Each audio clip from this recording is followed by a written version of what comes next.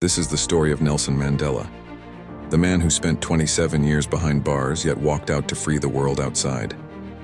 A single mat, a tin plate, and a small barred window were his world. For 27 years, Nelson Mandela called this cage home, yet from within it he built the spirit of a free nation. He was born on July 18, 1918, in the village of Mvezo in South Africa's Eastern Cape. His name, Rolihlahla, meant troublemaker, and perhaps destiny smiled when he was given it. Raised among the Thembu people, he grew up herding cattle and listening to elders speak of lost freedom and proud warriors.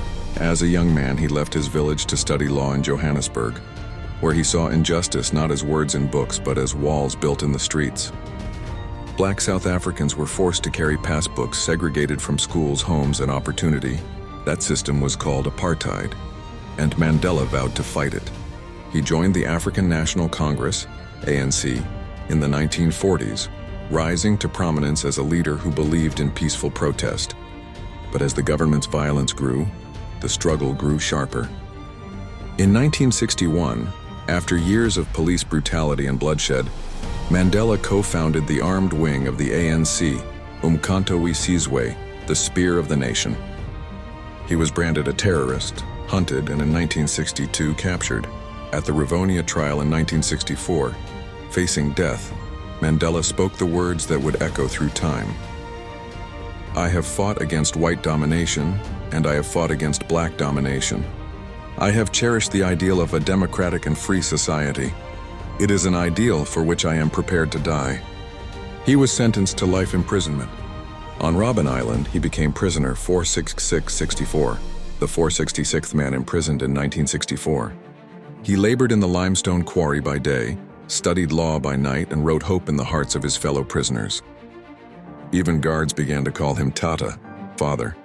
Outside, the world began to change. Protests spread. Songs were sung in his name. Free Nelson Mandela became a global cry.